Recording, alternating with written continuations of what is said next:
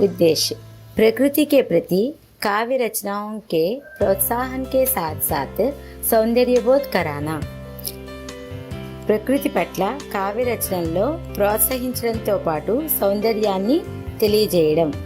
मनोरंजन की भावना जगाना, विनोदम अने भावना मेलकोल्पी और प्रकृति संरक्षण के लिए प्रेरित करना इसका उद्देश्य है।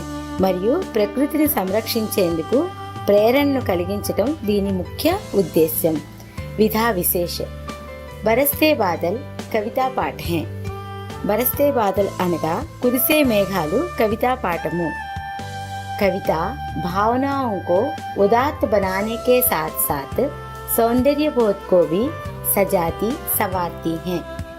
కవిత్వం భావనలను శ్రేష్టంగా చేయడంతో పాటు కవిత్వం యొక్క సౌందర్యానుభూతిని అలంకరింపచేస్తుంది।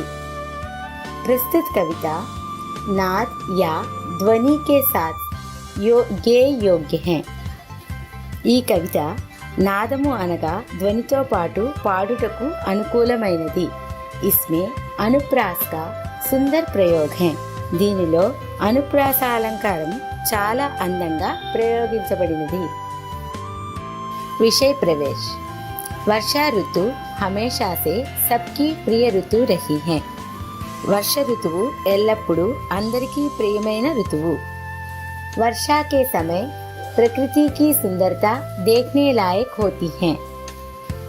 అనగా వర్షం పడే సమయంలో ప్రకృతి యొక్క అందము చూడడానికి బాగుంటుంది।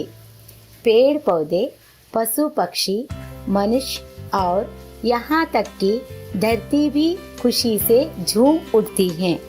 చెట్లు చేమలు పశువులు పక్షులు మరియు ఇక్కడ ఉన్నటువంటి భూమి కూడా ఆనందంతో ఊగిపోతుంది। इसी सौंदर्य का वर्णन यहाँ प्रस्तुत किया गया है। ఈ సౌందర్యం యొక్క వర్ణన ఇక్కడ ఇవ్వబడినది। Thank you for watching. If you enjoyed this video, please subscribe to my channel DG Law Learn and share it with your friends and family. Let me know what kind of content you'd like to see next in the comments below. See you in the next video.